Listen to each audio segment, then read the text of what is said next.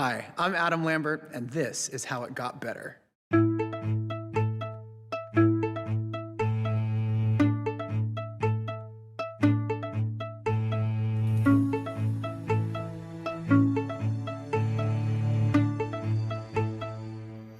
Shablam.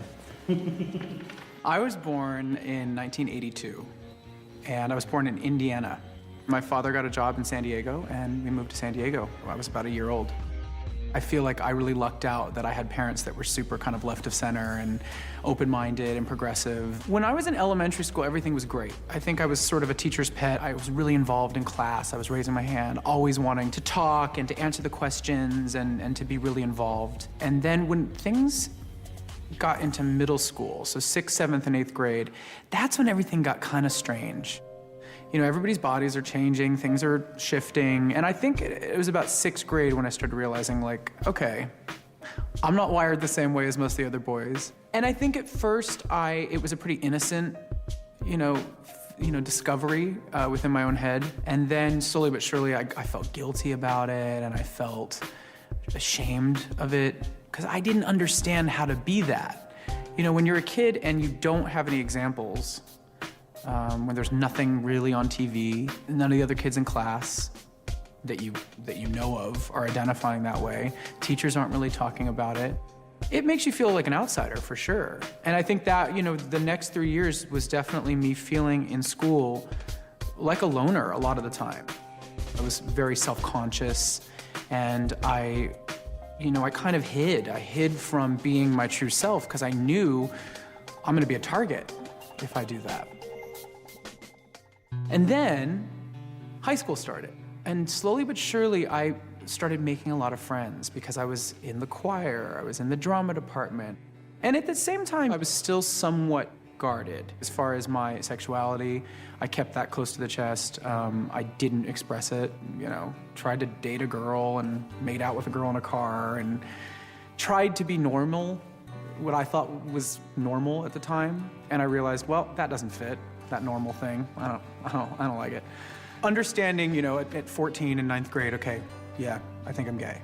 I was kind of exploring it in my own mind, in my own heart, and on the internet, and trying to understand what it was that I was, drawn to. The few things that I saw were Pedro in the real world. I remember that was sort of a milestone on MTV. A person that was gay, who wasn't being made fun of on the show. He was being taken seriously. And I remember Will and Grace, TV show. And actually, Will and Grace lightened the whole topic up. And I think being, around the TV with my parents on the couch and us all laughing at the same jokes allowed me to kind of feel comfortable with them and made me realize this is probably gonna be okay with them. And when I finally did come out, it was right after high school. That was the year that my mother outed me. Apparently, I did not have the balls to come out myself. My mom had to do it for me. My little brother was in a speech and debate tournament, and one of the other kids had done this really heartbreaking monologue about a young man that runs away because his parents kick him out of the house. I think it just hit my mom so hard, the story. And so we're in the car on the way back, and she's like, okay, so what's the deal? And she just asked the question, and I finally said, yeah. She says, okay, yeah, duh. It was like a ton of bricks had been taken off my shoulders. We just started laughing about things. I was telling stories, she was telling stories. A couple hours later, she's like, well, do you want to tell your dad? And so I got on the phone with my father. I'm like, Dad, I'm gay. And he's like, yeah, we know. So it was so funny because in my head as a teenager, it seemed like such a big deal. And then when it all kind of finally happened, I was like, oh, that was easy. I moved to Los Angeles right after high school, and I thought I want to go where the business is here in the West Coast. I want to try to be an actor or a singer or something. I didn't exactly know what I was going to do, but I moved up here. I was kind of living a very out there lifestyle, and I was wearing makeup and crazy clothes and listening to music and partying, and I was auditioning for musicals. I was sort of weird for the music, even for the musical theater world. And I got cast in a musical, and I'm not gonna name the musical, but it was something local. And I come in one day and I have my nails painted and I have a little makeup on, I had like a really crazy outfit on. And someone pulled me aside and said, you know, they're gonna replace you. I'm like, why? They're like, well, they just kind of are questioning your type. And I'm like, well, I'm the same guy that came into the audition and booked the job. What's the problem? And the director finally came and talked to me. He was like, can you just take the nail polish off and the eye makeup off? And I'm like, we're not even doing anything. But I complied. I was like, fine, if it's gonna make everybody relax. I do want the job, so.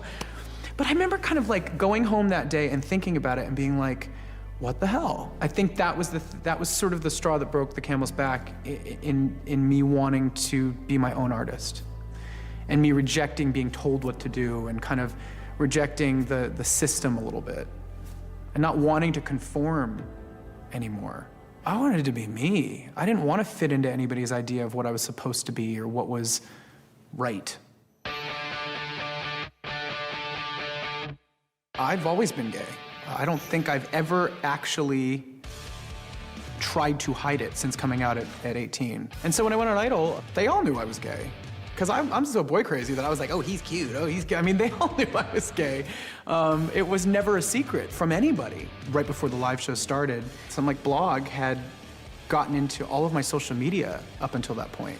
And they pulled out these pictures of me kissing an ex-boyfriend in crazy costumes and all, you know, me being me. And I got asked about it on the red carpet. I said, well, I'm not gonna lie. I'm not gonna deny it. And I was like, yeah, that's me, what? I have nothing to hide. And that's what I said, that was my statement. And I walked away from it. I look at the generation now and I'm like, wow, you know, it's exciting. It's exciting that there are these things in place that can help people, even that have really bad situations, you know, in certain areas that might be really conservative, there's still outlets for them to sort of connect and to maybe get some information or understand themselves better. You can find people that are like you. For the one kid maybe who's searching for some sort of answer or some sort of guidance or confidence, fear of what are they gonna say, what are people gonna think? You gotta let that go. That's the thing that's in your way.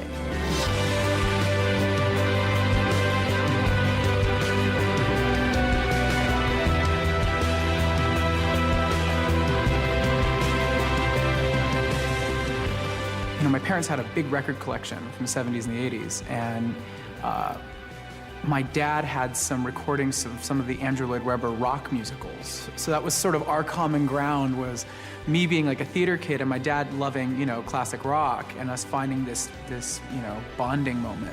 Met in the middle at Jesus Christ Superstar.